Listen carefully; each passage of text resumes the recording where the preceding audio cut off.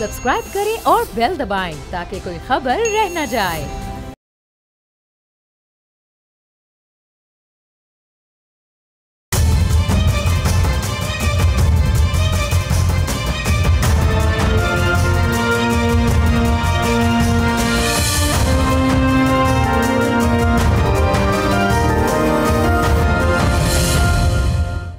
अस्सलाम वालेकुम, आप देख रहे हैं बोल्ड रिपोर्ट्स और मैं हूं बतूल राजपूत। आज के प्रोग्राम में हम तफसील से बात करेंगे 27वीं तरमीम की कुछ कानूनी एंगल्स के बारे में और जो इसकी अहम शक्ल खुल के सामने आई है, उसकी ज़रूरत क्यों महसूस हुई, उसके ऊपर भी आरा लेंगे। तो मुझे प्रोग्राम में ज्वाइन करें ब्रिगेडियर हारिस नवाज साहब, दिफाई तज्ज़िया निगार हैं, साबिक़ निगरान इंटीरियर मिनिस्टर भी रहे हैं, जुल्फ़िकार इकबाल साहब मुझे ज्वाइन करें, सहाफ़ी हैं, बोल से वाबस्ता हैं, अहमद हसन अरबी मुझे ज्वाइन करें, बाहर बैन अक़वामी अमूर है। बहुत शुक्रिया आप सबका ज्वाइन करने के लिए। ब्रिगेडियर हारिस साहब, 27वीं तरमीम में आर्टिकल 243 में तरमीम की गई, अब ड्राफ्ट सामने आ गया है। मिलिट्री कमान में रीस्ट्रक्चरिंग की तजावीज़ सामने आई हैं। डिफेंस कोऑर्डिनेशन के लिए चीफ़ ऑफ डिफेंस फोर्सेस का फ़ैसला हुआ, chairman joint chief of staff का ओहदा डिज़ोल्व हो जाएगा।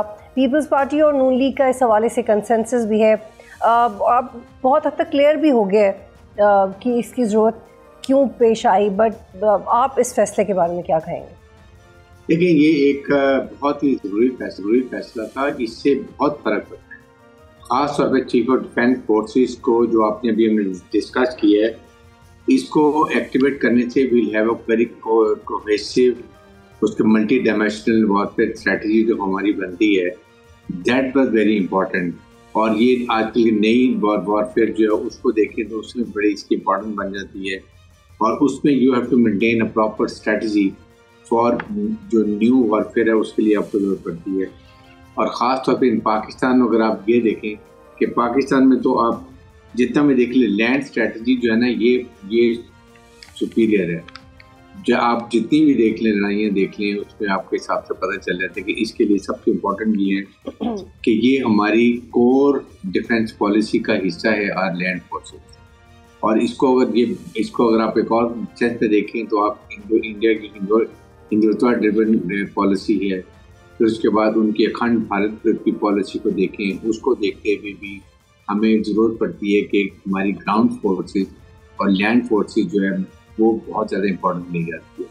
और उसके साथ फिर आप दहाइयों से अगर आप देखें तो फिर ये टेररिज्म की वॉर हो रही है, फितना खारिज, फितना हिंदुस्तान, इसमें भी नहीं इन्वॉल्वमेंट, दैट आल्सो नीडेड कि हमें एक अपनी प्रॉपर तरीके से एक कमांड अथॉरिटी होनी चाहिए जो कि इसको प्रॉपर तरीके से कर सके और इम्प्लीमेंट कर सके। सेकेंड, इसके बाद अगर एक और इसके हिसाब से एक और भी देखें, आजकल के जो इवेंट्स हैं अगर आप देखें, उस कॉन्टेक्स्ट में भी ये इसकी इम्पोर्टेंस इस तरह बढ़ जाती है। मल्टी डायमेंशनल जो आजकल डोमेन वॉरफेयर है, उसमें आप ले लें, एयर लें, नेवी सी ले लें, आप जो आर्मी की ले लें, then you talk about cyber warfare, information technology, everywhere you need to have one unified command ताकि वो इसको कोहेसिव तरीके से, प्रॉपर तरीके से इसको मैनेज करे। बिल्कुल। ब्रिगेडियर साहब, आप काइंडली मेरे साथ ही रहिएगा। अहमद हसन साहब को शामिल करते हैं। अहमद हसन साहब, ये जो पाकिस्तान में तब्दीली रूनुमाई हुई, बहुत से बड़े ममालिक में ऑलरेडी इस तरह की अथॉरिटीज़ हैं, लेकिन स्पेसिफिकली पाकिस्तान के डिफेंस स्ट्रक्चर को ये कैसे स्ट्रेंथन करेगा? जी, बहुत शुक्रिया। देखें, जो मॉडर्न वॉरफेयर है, वॉरफेयर को ही अगर आप देखें तो अब से कुछ अरसा कबल, अब से चंद दहाइयाँ कबल तक जो जंगें पिछले काफ़ी सदियों से लड़ी जा रही थी, वो ऐसे ही होता था कि एक फ़ौज एक जगह से निकली है, वो निकल के एक ख़ास मकाम तक आ रही है और ख़ास मकाम पे आने के बाद दो फ़ौज के दरमियान में तसादुम होगा और उसके बाद एक विक्टर सामने आ जाएगा। तो ये एक सेट स्टैंडर्ड था। Even world war 1, world war 2 में भी इतना रैपिड रिस्पॉन्स नहीं होता था। फ़ौजें निकलती थी, आती थी, ट्रेंचेस बनाती थी, ट्रेंच वॉरफेयर होता था। जहाज़ भी अगर आते थे तो फिर भी आपके पास उनको, एयरफोर्स को भी एप्रीहेंड करने के लिए आपके पास टाइम होता था। लेकिन पिछले कुछ सालों से, specially for the past 2 to 3 decades, आपका जो वॉरफेयर है उसमें फौजों के अटैक करने का जो टाइम है वो ज्यादा कम हो गया है। अच्छा, अगर आप अमेरिका की ही अगर आप बात करें तो अमेरिका के अंदर जो उनका जो वॉर स्ट्रक्चर है वो तो उनकी जो स्टडीज अगर आप देखें तो वो तो 3 मिनट्स के अंदर उन्होंने डिसाइड, जो अपनी प्लानिंग करते हैं उसमें वो 3 मिनट्स का थ्रेश होल्ड है कि उसमें वो डिसाइड करेंगे कि उनके ऊपर अगर अटैक होता है तो उन्होंने उसके मुकाबले पर रिस्पॉन्ड कैसे करना, और बहुत बड़े बड़े मुल्कों के साथ उन्होंने अपनी वॉर प्लानिंग और वॉर गेमिंग की भी है इस तरह की। तो उसी तरह पाकिस्तान के लिए भी इंडिया में आपने देखा कि जो हमारी इंडिया के साथ अभी जो रिसेंट कॉन्फ्लिक्ट हुआ 6 मई को और 10 मई को जो हमारी लड़ाई हुई है इनके साथ, उसमें भी स्पीड या उसको ऑपरेशनल टेम्पो कह लें या मूवेबिलिटी या फोर्स के एक डिसाइड करना कि एक जगह से दूसरी जगह उन्होंने अटैक कैसे करना है और किस तरीके से करना है, वो डिसाइड करता है आपकी कौम का फेट। सो उस हिसाब से जब इतने रिस्ट्रिक्टेड एनवायरनमेंट के अंदर आपने जल्दी फैसले लेने होते हैं तो उसमें ब्यूरोक्रेटिक जो उसको रिस्ट्रिक्शंस कह लें या उसमें जो टाइम वेस्ट होने का वो आंसर है उसको कम से कम करना हर मुल्क की इस वक्त रिस्पॉन्सिबिलिटी और उसका एक मोटो और गोल बना हुआ है। इंडिया 2019 से कोशिश कर रहा है, कभी वो इंटीग्रेटेड बैटल ग्रुप्स की तरफ चले जाता है, कभी सीडीएस अपॉइंट करता है, कभी छोड़ देता है। तो हर मुल्क की कोशिश है। 2015 में चाइना ने किया, 2015 में ही रशिया ने किया, 2019 में अमेरिका ने किया, 2021 में यूनाइटेड किंगडम ने किया, और पाकिस्तान ने भी अब रियलाइज किया है कि हमारी भी वक्त की ज़रूरत ये है कि हम अपने ये जो चेंजिंग वॉर डॉक्ट्रिन्स हैं उसके साथ अपने आप को सिंक और ऑर्गेनाइज करें। और उसी कॉन्टेक्स्ट में 243 जो कॉन्स्टिट्यूशनल जो अभी 27 कॉन्स्टिट्यूशनल अमेंडमेंट में जो चेंजेस की जा रही हैं आर्टिकल 243 में, उसके बगैर और कोई गुजारा ही नहीं है। अगर इसमें इसके खिलाफ जो प्रोपेगेंडा हो रहा है, इसके खिलाफ जो बातें की जा रही है इस वक्त सोशल मीडिया पे जगह जगह, तो उनको रियलाइज ही नहीं वो इस बात को कर रहे कि इसकी ज़रूरत कितनी ज़्यादा है इंटरनेशनल कॉन्टेक्स्ट में। ठीक जी ब्रिगेडियर साहब, ये बताइएगा कि इससे ये भी होगा कि जो जितने न्यूक्लियर वेपन्स हैं और जो उसका डिलीवरी सिस्टम है ये भी आर्मी के कंट्रोल में आ जाएगा। ऑल्दो ये बड़ा सेंसिटिव होता है और इस पर आप बहुत ध्यान से बात करते हैं, लेकिन ये भी ज़रूरी था करना। देखिए, वो तो आर्मी स्ट्रेटेजिक कमांड जो है ना वो एक अलग है, उसके अंदर वो डेफिनेटली आता है और it comes under military, but of course जो एक कमांड अथॉरिटी है हमारी नेशनल कमांड अथॉरिटी, जिसमें prime minister of Pakistan, services chief and सब तमाम एक बनी हुई है, वो they take up collective decision, but nationally being looked after it definitely army strategic command force. But देखिए, इसमें जो एक पिवटल रोल जो है ना वो चीफ ऑफ आर्मी स्टाफ का इसकी ऑफिस में बन जाता है कि एक सिनर्जेटिक को रिस्पॉन्स होगी, मल्टी डायमेंशनल रिस्पॉन्स होगी, जिसमें तमाम थिंग्स आर कोऑर्डिनेटेड। पहले जो आपको पता है joint chief of staff headquarter था, but it was just a coordinated headquarter, it has no command authority. Here at least they will find out all synergetic एक command responsibility response बनाएंगे और वो फिर इसको लेके आगे चलेंगे ताकि you save lot of time और इसमें multifarious जितनी एक्टिविटी इसमें शामिल हो जाती है, that is more important. Second, even आप जब इस इवेंट ऑफ इसमें आप देखें लॉजिस्टिक्स भी है, स्ट्रक्चरल सपोर्ट रिस्पॉन्स भी है, उसके साथ फिर आपको इसमें सब बाकी सपोर्ट आ जाती है। सबको लेके चलने के लिए भी यू नीड टू हैव एक unified command authority. But please remember, इसमें जो सर्विसेज चीफ हैं एयरफोर्स और नेवी के, उनकी कमांड अथॉरिटी एडमिनिस्ट्रेशन को कोई फर्क नहीं पड़ता। उनके नेवी एक्ट और आर्मी एयर एक्ट उसी तरह कायम रहते हैं। They remain part of National Command Authority. They remain part of Cabinet Committee. लेकिन ब्रिगेडियर साहब, क्या आप ये क्लियर कर रहे हैं कि एयरफोर्स और नेवी में जो ट्रांसफर, पोस्टिंग और प्रमोशन का इख्तियार है वो वैसे ही रहेगा जो पहले से है, और जो इंतजामी इख्तियारात है वो भी पहले से जैसे हैं वैसे ही रहेंगे? Absolutely. It is only unified command and nothing else. Operational command के वक्त भी वो वन टाइम जो आपके एक एडवाइस होती है प्राइम मिनिस्टर को, वो बट रिक्वायरमेंट ऑफ बाकी जो भी चीज़ें हैं, चाहे एयर चीफ की, नेवल चीफ की posting, promotion, operations, advice to the prime minister, फिर उसके बाद आपकी जो एक नेशनल कमांड अथॉरिटी होती है, फिर आपकी defence committee of the cabinet होती है वो, या आपकी नेशनल सिक्योरिटी कमेटी होती है, everywhere they have got same authority, same thing. It is only to एक इस वक्त जो एक वॉर पे फास्ट वॉरफेयर है, इसके अंदर आपको एक डिसीजन मेकिंग में आसानी रह जाती है। जो एक ज्वाइंट स्टाफ हेडक्वार्टर था उसकी जगह एयर चीफ के हेडक्वार्टर पे उन्होंने जीएचक्यू में। ठीक है ब्रिगेडियर साहब, आप काइंडली मेरे साथ ही रहेगा, I hold you here. Ahmad, पहले ये फील्ड मार्शल का एक ओहदा सेरेमोनियल ओहदा होता था, अब इसको आइन का हिस्सा बना दिया गया है, लेकिन ये जो ताहयात वाला कॉन्सेप्ट है, how would you react to it? कल भी हमारी एक्सपर्ट से बात हो रही थी तो वो कहते हैं कि टेन्योर तो आइन के मुताबिक ही होगा, लेकिन एक जो एक ऑनरी पोजीशन होती है और यूनिफॉर्म पहनना वो वैसे ही रहता है। लेकिन क्या इसमें हटाए जाने या रिप्लेस करने या इख्तियारात के हवाले से भी कुछ नई चीज़ें हैं इसमें? जी देखें, दो चीज़ों को हमें यहाँ पे गौर से देखना होगा। एक होता है आर्मी के अंदर एक रैंक होता है, जैसे मिसाल के तौर पे major, lieutenant colonel, colonel, brigadier, major general, lieutenant general, ये रैंक्स होते हैं। एक होती है अपॉइंटमेंट में जैसे for example chief of army staff है, कोर कमांडर, लाहौर कोर के कोर कमांडर है, या डिफरेंट तरह की अपॉइंटमेंट्स होती हैं। जो रैंक होता है वो आपका वैसे भी परमानेंट होता है। आप जब रिटायर भी हो जाते हैं तो उसके बाद भी आप साथ लिखते हैं लेफ्टिनेंट जनरल रिटायर्ड और ये सारा। लेकिन जो अपॉइंटमेंट होती है उसका अपना एक क्राइटेरिया और रूल्स एंड रेगुलेशन होते हैं, वो फॉर एवर नहीं होती। उसके एक टाइम पीरियड होता है जिसके बाद वो अपॉइंटमेंट आपसे लेके कोई और आ जाता है उस अपॉइंटमेंट में।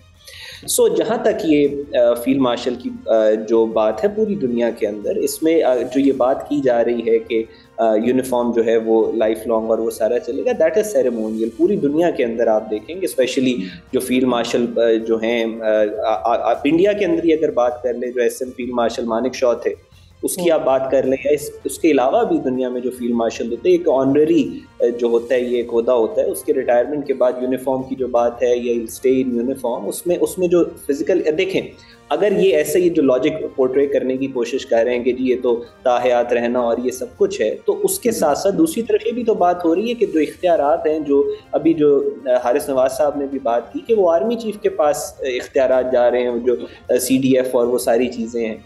तो इससे भी बात ये वाज़ेह हो जाती है कि जो फील्ड मार्शल का ये जो इस कॉन्स्टिट्यूशनल अमेंडमेंट के अंदर जो ये जो इसका बातें चल रही हैं, उसमें वो एक सेरेमोनियल होगा, रिटायरमेंट के बाद उसी तरीके से वो चलता रहेगा थ्रू आउट लाइफ। सो उसमें इख्तियारात जो हैं वो उसी तरीके से चलते रहेंगे आर्मी के, जिस तरह पहले से चलते चले आ रहे हैं।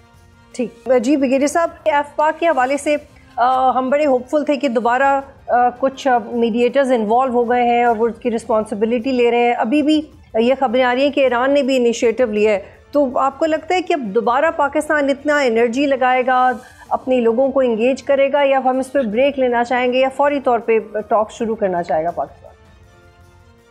देखें, इसमें जो है ना बतूल बात ये है कि पाकिस्तान ने हमेशा चांस दिया, पीस को टॉप चांस दिया कि तो वी नेवर वांट कि हमारे अवाम से हमारे कोई झगड़ा हो, बिकॉज वी वांट कि उनसे हमारे रवाबत है, हमारी हमदर्दी हैं। पिछले 3-4 दहाइयों से मिजरी से गुजर रहे हैं, ये वहाँ तालिबान रजीम की तो कोई फिक्र नहीं है इनको। तो ये तो इलीजिटमेट गवर्नमेंट है, इनके ना पोलिटिकल इंक्लूसिव गवर्नमेंट है, ना एथनिक बैलेंस गवर्नमेंट है, ना इनको कोई परवाह है। ये एक आके बैठे, ना इन्होंने 4 साल में कोई दुनिया से रवाबत कायम की है।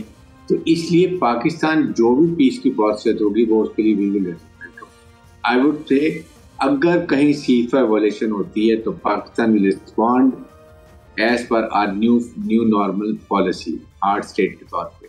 बट अलॉन्ग विद दैट, अगर ईरान चाइना इनिशिएटिव लेते हैं दोनों, because they are the most affected people इस रीजन के अंदर, और वी विल वेलकम ईरान अगर इनिशिएटिव ले और चाइना ले मिल के पाकिस्तान ईरान अफगानिस्तान से दोबारा मुज़ाकरात के, we don't mind, we are very happy. लेकिन अगर इस दौरान में कोई वायलेशंस होंगी, क्रॉस बॉर्डर टेररिज्म होंगी, उसके ऊपर we will react very violently. और अगर हमें ये पता चलेगा कि किसी जगह पर कॉन्संट्रेशन हो रही है या ट्रेनिंग कैंप्स हैं और वो वहाँ से क्योंकि वायलेशन बार बार हो रही है, we will go for that also. तो इसमें we are very clear, we have told Afghan Taliban also no, we will not accept any nonsense. आपको अगर अभी भी चाहे आपके मुज़ाकरे नाकाम हो गए हैं, अगर आपके ऊपर insured cease fire without return agreement, we will not do anything. But the day आपकी क्रॉस बॉर्डर टेररिज्म होती है या तश्कीलें आना शुरू हो जाती हैं, जैसे पहले 50+ लोग भी इनके मारे हैं अफगान तालिबान के भी और फौजियों को भी, like we will take very stern action. और उसके बाद we have all the right to go for surgical strike, we can go for drone attack, और उसके साथ अगर पीस प्रोसेस तो दैट कैन कंटिन्यू। और ऑन देयर रिक्वेस्ट, जैसे जी ठीक है दोबारा रिक्वेस्ट करें सीज फायर के लिए, we will not do any cross border terrorism, और मुज़ाकरे पे Pakistan might accept. But I think बहुत अफसोस की बात है कि इनको रियलाइजेशन नहीं है कि ये कितनी गलत और कितनी इनकी सोच गलत है। इंडियन की गोद में बैठ के ये पाकिस्तान अपने हमसाया मुल्क के साथ किस तरह के ताल्लुकात है। ठीक है, यहाँ पे एक ब्रेक लेते हैं, फिर वापस आते हैं।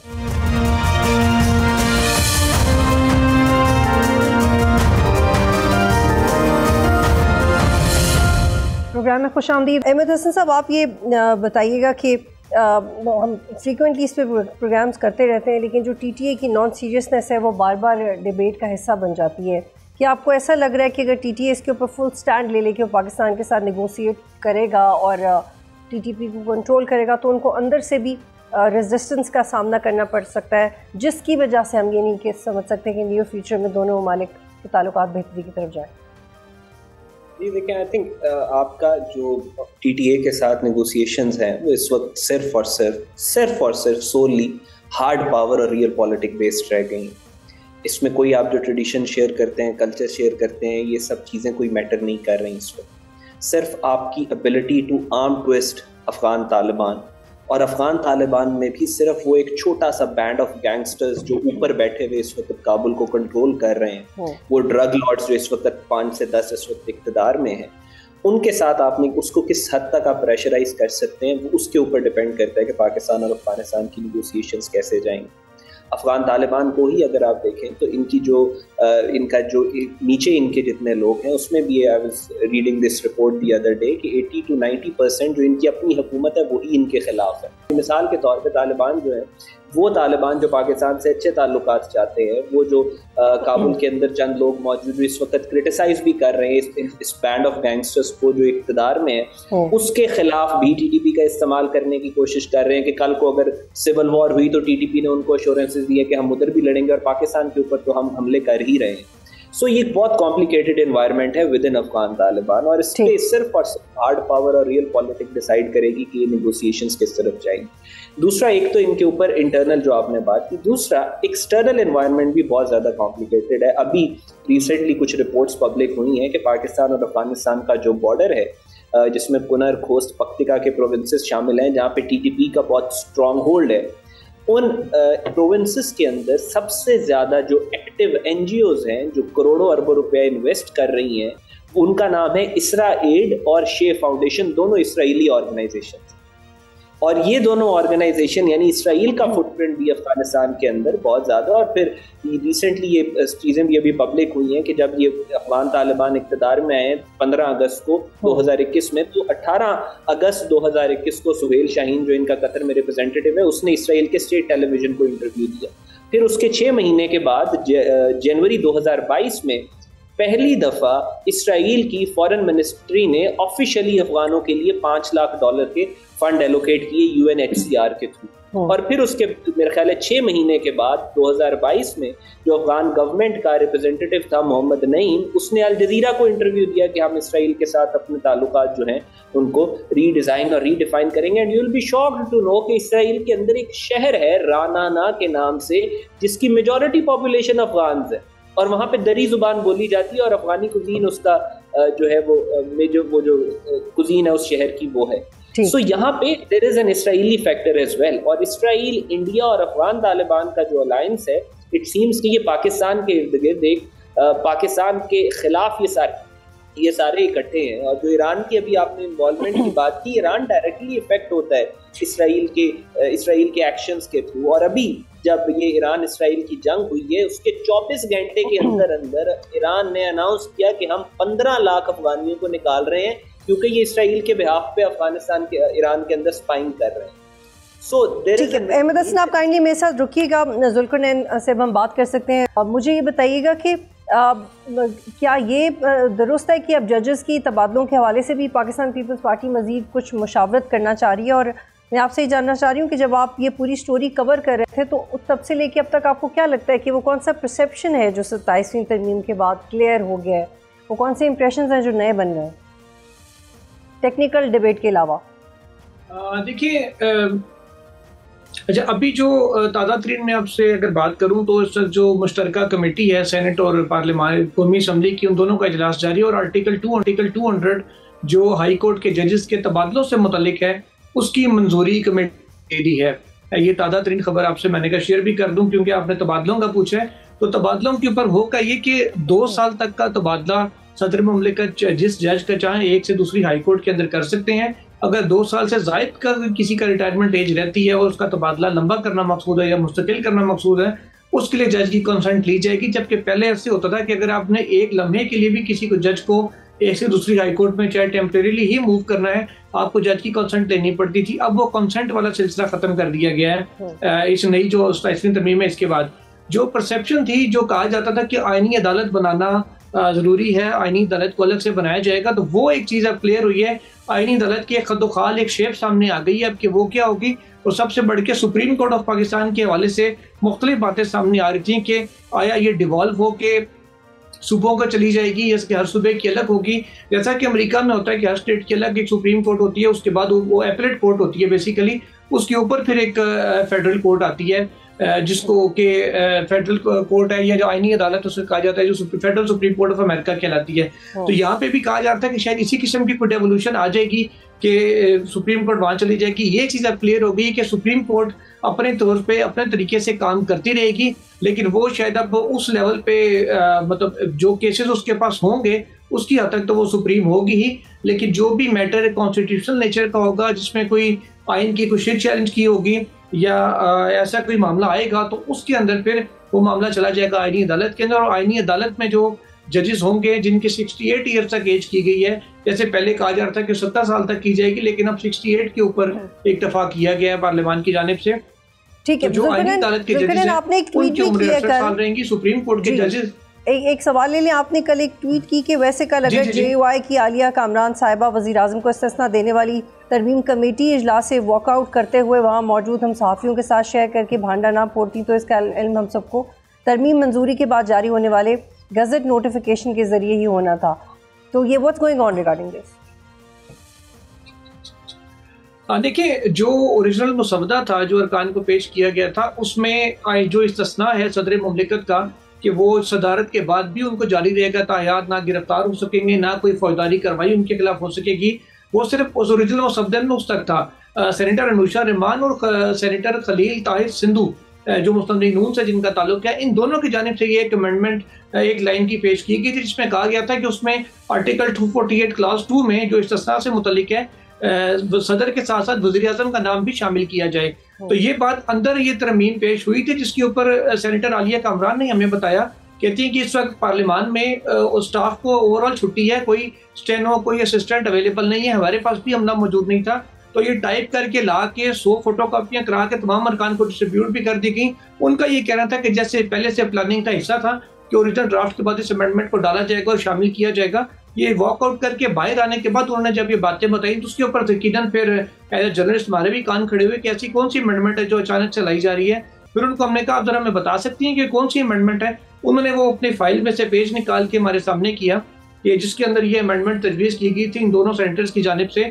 उसकी फिर हमने पिक्चर्स लिए, उसको रिपोर्ट भी किया कल और ट्वीट भी किया। फिर आज जब ये मामला सामने आ चुका था, वज़ीर आज़म ने एक आबाद भी दे दिए थे आज़म जी तारड़ को, दोनों सेनेटर्स को, कि इस तरमीम को मेरी हद तक जो वापस लिया जाए। तो फिर मैंने इस चीज़ को रिकॉर्ड पे लाना मुनासिब समझा कि ये चीज़ हमें आई कहाँ से थी कि आलिया कामरान साहिबा अगर ये बात ना लेके आती सामने तो शायद तरमीम जिस तरह के अंदर बंद कमरे में, क्योंकि इन कैमरा इजलास हो रहे हैं, वहाँ पे ड्राफ्ट अप्रूव हो जाता, हाउस में जाके मंजूर हो जाता, गजट नोटिफिकेशन आता, फाइनल जो ड्राफ्ट था उसका, तो तभी ये चीज़ें सामने आनी थी। फिर एक शौक एक तरह से हमें भी लगना था, क्योंकि कल जो पहला मुसवदा जो सुबह के वक्त सामने आया था फाइनल ड्राफ्ट के नाम से, वो एक वर्ड फाइल हम तक पहुंची थी, उसमें आर्टिकल 248 का जिक्र नहीं था। फिर जो अरकान असेंबली को पिंक कलर की जो हार्ड कॉपीज हैं जो दी गई कॉन्स्टिट्यूशन रूम के अंदर, उसके अंदर आर्टिकल 243 के बाद 248 का जिक्र था, वरना पहले वाले मुसवदे में सिर्फ 243 के बाद 260 का जिक्र आ रहा था। तो ये दो डिफरेंट मुसवदे कल सामने आए थे। तीसरी तरमीम ये सामने आई थी जिसको कि सेनेटर आलिया का जो रुकने असेंबली आलिया कामरान साहिबा, उन्होंने बाहर आके मीडिया के साथ मेरे साथ ही रहेगा, ये बात भी सामने आई कि जी आप प्लीज मेरे साथ ही रहिएगा। अहमद, आप इंटरनेशनल रिलेशंस को कवर करते हैं, जो रिसेंटली चीफ ने कोशिश की जिरगे को साथ लेके चलने की और फैसला बुलाने की, ये और स्पेसिफिकली इस तरमीम के बाद आपको लगता है कि ये चीज़ें मज़ीद आसान हो जाएंगी, क्योंकि वो क्लैरिटी ऑफ कमांड तो सामने आ गया है और डायरेक्शन क्या होगी डिप्लोमेसी और सिक्योरिटी की, तो वो भी केपी में भी चीज़ें आसान होने जा रही हैं? जी देखिए, इसमें बात ये है कि आपकी ये जो तरमीम हुई है, इसमें आपने जो सेंट्रलाइज एक आपने मैकेनिज्म डेवलप किया है पूरी दुनिया के साथ जो जिद्दत के, और जो मॉडर्न वॉरफेयर है, चाहे वो 5th generation 6th generation war हो, चाहे आपकी कन्वेंशनल वॉर हो भारत की तरफ से, या एसिमेट्रिक डिसेंट्रलाइज्ड अर्बन वॉर जो आप फेस कर रहे हैं KP के बलूचिस्तान में वो हो, या अफगानिस्तान की तरफ से प्रॉक्सी वॉर्स हो, इस सारी सिचुएशन के अंदर ये जो हमारी सेंट्रलाइज हुई हैं, जो चेंजेस आई हैं, जो CDF वाली बात है, ये अपने अंदर एक इंट्रिंसिक डिटरेंट भी है। डिटरेंट इस तरीके से है कि जब आप ये चीज़ डिसाइड करते हैं कि आपने अपना रिस्पांस जो है उसको स्विफ्ट कर लिया है, उसको सेंट्रलाइज कर लिया है, उसमें किसी भी किस्म का जो टाइम जो फ्रेम है उसमें ज़्यादा हो सकता था उसको आपने रिस्ट्रिक्ट कम कर लिया है, और आपने उसको स्विफ्ट और तेज़ कर लिया है, तो ये आपके दुश्मन को एक मैसेज भेज देता है बहुत क्लियर और वाजे कि अगर आप लोग कोई मिस एडवेंचर करेंगे तो अब हमारा जो रिस्पॉन्स होगा वो कोऑर्डिनेटेड होगा और वो इंस्टीट्यूशनलाइज्ड रिस्पॉन्स आएगा, इंस्टीट्यूशनलाइज्ड कोऑर्डिनेशन होगी हमारी। सो उससे आपका थ्रू आउट इंडिया हो या अफगानिस्तान हो या TTP या बलूचिस्तान लिबरेशन आर्मी यानी फितना अल हिंदुस्तान हो, इन सब को एक बहुत क्लियर और स्टर्न मैसेज जाता है कि हम इस दफ़ा आप लोग अगर किसी भी किस्म का कोई मिस एडवेंचर करने की कोशिश करेंगे तो हमारा जवाब जो है वो बहुत भरपूर होगा और आपसे बर्दाश्त नहीं हो सकेगा। You are dealing with Pakistan. So to answer your question, yes, Pakistan में जो हमारी कॉन्स्टिट्यूशनल चेंजेस जो आ रही हैं 27th अमेंडमेंट, इसके बाद हमारे जितने भी दुश्मन हैं उनको बहुत क्लियर मैसेज जाएगा और ये पाकिस्तान के हक में बहुत बेहतर। ठीक है, बहुत शुक्रिया अहमद हसन साहब, और ब्रिगेडियर रिहाइश नवाज प्रोग्राम में शामिल थे। जुल्करनैन, आप से मज़ीद इंफॉर्म कीजिएगा कि नैब के हवाले से भी ये मुतवक्की है कि पीपल्स पार्टी करना चाहती है, क्योंकि माजी में भी हमने देखा कि इंटरेस्ट तो शो किया जाता है लेकिन कोई ख़ास इकदाम नहीं उठाया जाता। देखिए, अभी तक तो जो मुसवदा सामने आया है उसके अंदर नैब के हवाले से कुछ नहीं है, क्योंकि नैब एक ऑर्डिनेंस के तहत, एक सब ऑर्डिनेट लेजिस्लेशन के तहत कायम एक इदारा है, उसका आइन में जिक्र ना पहले था ना अब है। तो अगर नैब के हवाले से कोई तरमीम ज़रूरी हुई या उसको एबॉलिश करना हुआ, उसे ख़त्म करना हुआ, तो नैब ऑर्डिनेंस के हवाले से एक अलग बिल आएगा जो सिंपल मेजॉरिटी के लिए जिसकी ज़रूरत है, उसके लिए आईनी तरमीम की ज़रूरत नहीं है, क्योंकि वो आइन से वो अखज़ करदा नहीं है। तो सिर्फ एक एहतसाब का जनरल जिक्र तो जमहूरियत में होता ही है, उसके लिए वो लॉ बनाया गया था। परवेज़ मुशर्रफ ने जो एक ऑर्डिनेंस जारी करके बनाया था, जिसको बाद में अप्रूव करके पार्लियामान ने एक शक्ल दे दी थी कानून की। तो अभी तक नैब ऑर्डिनेंस 1999 ही है, तो उसी को क्या कहते हैं एबॉलिश करने के लिए अलग से लॉ लाना पड़ेगा। आईनी तरमीम में उसको शामिल करने की ज़रूरत नहीं है, क्योंकि वो आइन के अंदर उसका जिक्र है सच नहीं है। ठीक है, और ये भी रिपोर्ट हुआ है कि ANP ने KP का नाम तब्दील करने की तरमीम कमेटी में पेश की है। खैबर पख्तूनख्वा से नाम खैबर हटा के खैबर पख्तूनख्वा की तरमीम पेश, ये इस हवाले से भी बताइएगा जुल्करनैन। देखिए, ये ANP की जानिब से ये तरमीम पेश की गई है। अभी भी इजलास में इसके ऊपर गौर ज़रूर जारी है कि इसको होना चाहिए या नहीं होना चाहिए। माजी में 2010 में जब ये मामला आया था तब भी थोड़ा सा प्रोटेस्ट इस हवाले से हो रहा था कि सिर्फ पख्तूनख्वा ना रखा जाए। खैबर पख्तूनख्वा उस वक्त किया गया। उसके बाद हमने देखा कि सूबा हज़ारा की तहरीक अलग से एक उठी, जो अभी भी गाए बगाए कहीं ना कहीं उनकी गैदरिंग, कोई ना कोई जलसा जुलूस होता है, ये मुतालबा आता रहता है कि हज़ारा को एक अलग से सूबा बनाया जाए।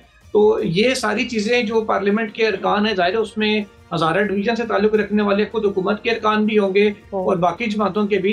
तो इसी चीज़ को गौर किया जाएगा। गौर के बाद इस चीज़ पे कुछ नतीजे पर पहुँचेंगे कि कहीं ऐसा ना हो कि इसके रेप्लिकेशन ज़्यादा आए, क्योंकि पख्तूनख्वा से तासुर ये मिलता है कि जहाँ पे शायद सारे सिर्फ पश्तो बोलने वाले ही होंगे, जबकि हज़ारा डिवीज़न और बहुत से इवन के पेशावर के अंदर भी ऐसे लोग हैं जहाँ पे वो कुछ एरियाज है जहाँ पे टोटली पश्तो नहीं बोली जाती।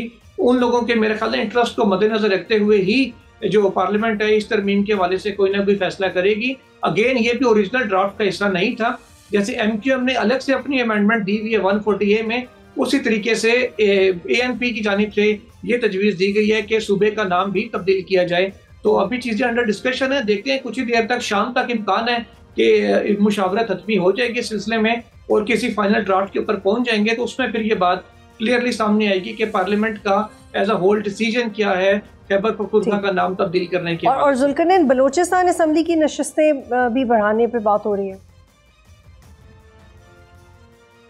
देखिए, वो भी कहा जा रहा है कि जो वादा किया गया था गुज़श्ता तरमीम में कि अगली बार बलोचिस्तान की नशिस्तें बढ़ाई जाएंगी, उस हवाले से गौर भी जारी है। ये भी एक अलग से एक तरमीम का मुसद्दे में ये चीज़ डाली गई है कि उसके ऊपर भी अब अगेन जैसे है कि अभी सारा कुछ बंद कमरे में हो रहा है, ये तमाम चीज़ें वहाँ डिस्कस हो रही हैं इसके प्रोज एंड कॉन्स दोनों चीजें देखी जाएंगी। एक जर्नलिस्ट हैं जिन्होंने ये रिपोर्ट किया है कि अगर वज़ीर आला की सीनियर मुशीर अनुशा रहमान और अक़लियती रुकन ताहिर खलील सिंधु साहब की कुछ तरमीम शामिल कर लें तो इमरान खान को फौरी तौर पर रिहा भी करना पड़ेगा और उनके खिलाफ मुकदमात भी ख़त्म करना पड़ेंगे। तो कुछ ऐसी चीज़ें हैं जो प्रपोज की गई थी और बाद में तरमीम में शामिल नहीं हुई। आप क्या कहेंगे सवाल? देखिए ये वही है आर्टिकल 248 जिसमें जब आप ये मीन कर देंगे कि जो वज़राए हैं उनको उनके ओहदा ख़त्म होने के बाद भी हर किस्म की क्रिमिनल प्रोसीडिंग से इस्तिस्ना हासिल रहेगा, जैसा कि सदर के लिए तजवीज़ किया गया है ये। तो उस सूरत में फिर आपने ये भी देखना है कि इसका इतलाक़ कब से होगा। अगर तो इसका इतलाक़ आप माजी से करते हैं तो फिर डेफिनेटली जितने वज़राए आज़म के खिलाफ कार्रवाई हुई है या जारी है, चाहे वो इमरान खान हो, चाहे वो नवाज शरीफ हो या कोई भी पीछे का वज़ीर आज़म है जो या शाहिद खान अब्बासी हो, जो भी रह चुके हैं, फिर उन सबको आपको क्लियर करना पड़ेगा। अगर आप इसका इतलाक़ करते हैं कि मौजूदा डेट से, यानी कि जब से पास हो तब से इसका इतलाक़ होगा, तो फिर इवन के जो शहबाज शरीफ साहब पे पहले हमने देखा कि माजी में मुकदमात थे, अगर उनमें से जैसे तोशा खाना का या बाकी कोई केस अगर उनके ऊपर या नवाज शरीफ साहब के ऊपर बाकी है, जैसे कि अभी तक डिस्पोज ऑफ नहीं हुआ तोशा खाना वाला नैब का केस जो गिलानी साहब के ऊपर भी है, जरदारी साहब पे भी है, नवाज शरीफ साहब पे भी है, अगर वो माजी से इतलाक़ नहीं करते तो फिर इन सब के वो केसेस बरकरार रहेंगे और माजी के मुकदमात में इनके खिलाफ कार्रवाइयाँ हो। बहुत शुक्रिया जुल्फिकार इकबाल साहब प्रोग्राम में ज्वाइन करें। आज तक के इतना ही। प्रोग्राम देखने का शुक्रिया। अल्लाह हाफ़िज़।